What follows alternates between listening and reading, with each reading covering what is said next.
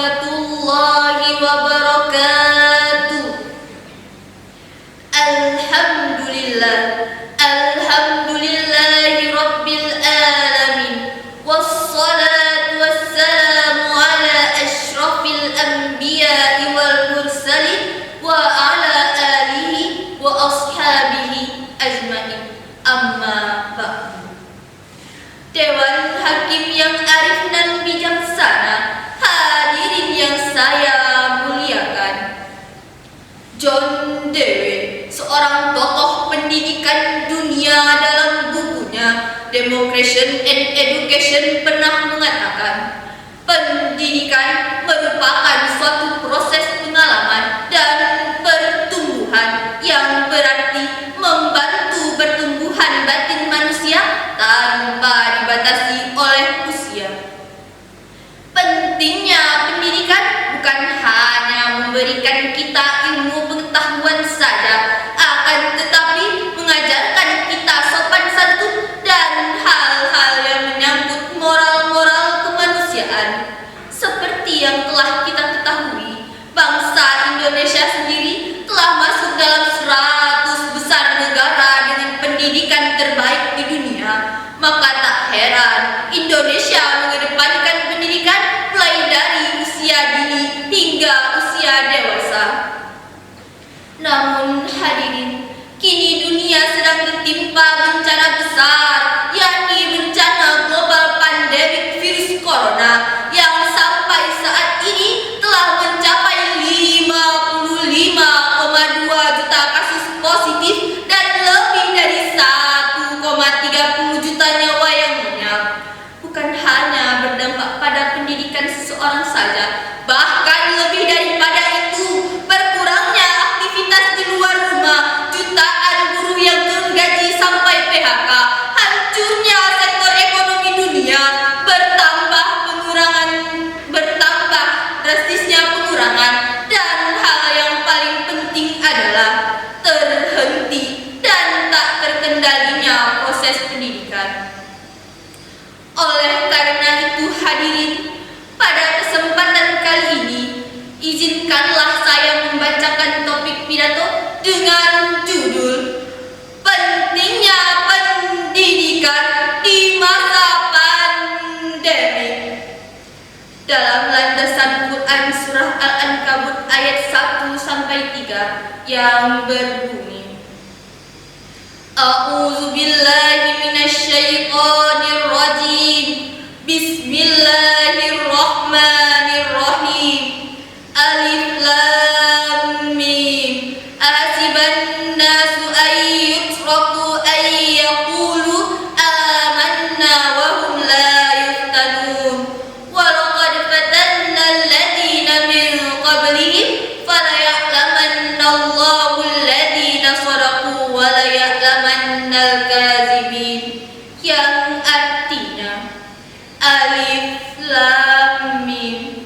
Apakah manusia hanya dibiarkan dengan mengatakan kami telah beriman dan mereka tidak diuji? Dan sungguh kami telah menguji orang-orang sebelum mereka. Maka Allah pasti mengetahui orang-orang yang beriman dan pasti mengetahui orang-orang yang dusta.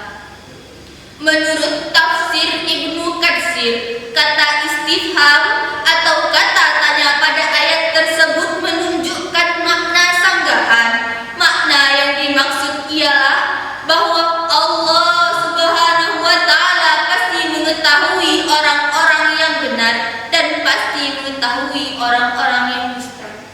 Sebagaimana yang disebutkan dalam sebuah hadis yang diriwayatkan oleh Imam Bukhari. Suatu hari seorang sahabat bertanya kepada Rasulullah sallallahu alaihi wasallam, "Wahai Rasulullah, siapakah orang yang paling berat cobaannya?" Beliau menjawab, "Para nabi, kemudian orang-orang yang soleh, dan kemudian orang-orang yang sesudah mereka secara berurutan berdasarkan tingkat kesolehannya. Seseorang akan diuji berdasarkan tingkat agamanya. Bila ia kuat, akan ditambah cobaan baginya. Namun bila ia lemah dalam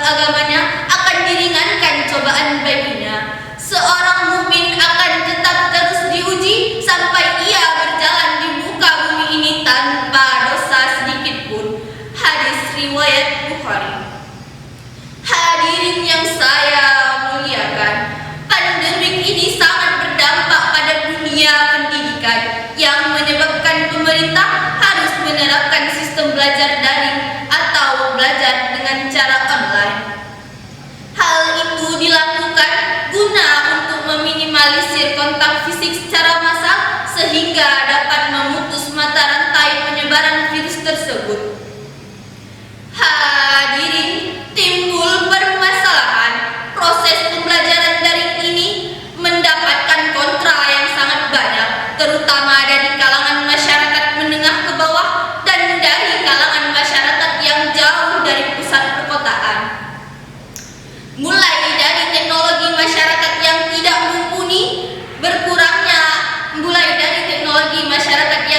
mumpuni, jaringan internet yang belum merata, menghabiskan banyak kuota, minimnya pengawasan antara guru dengan murid, dan berkurangnya pemahaman akan materi yang diberi.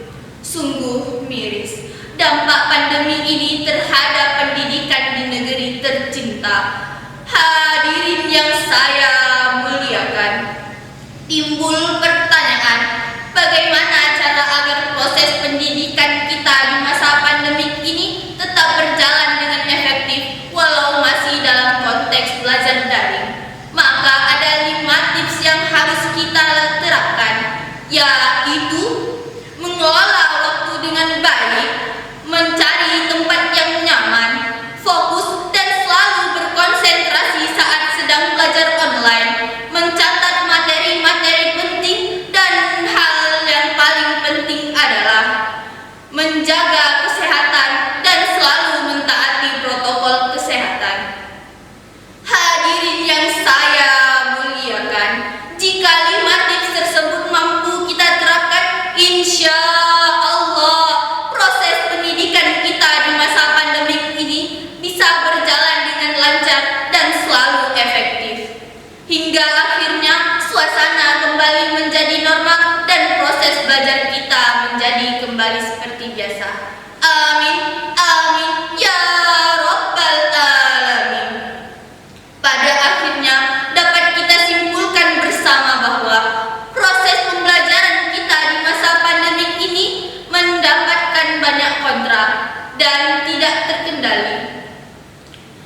Setidaknya ada 5 olah yang harus kita terapkan, yaitu olah rasa agar iman melekat, olah usaha agar ekonomi meningkat, olahraga agar badan sehat, olah rasio agar ilmu meningkat, dan yang terakhir adalah olah kinerja agar produktivitas berlipat.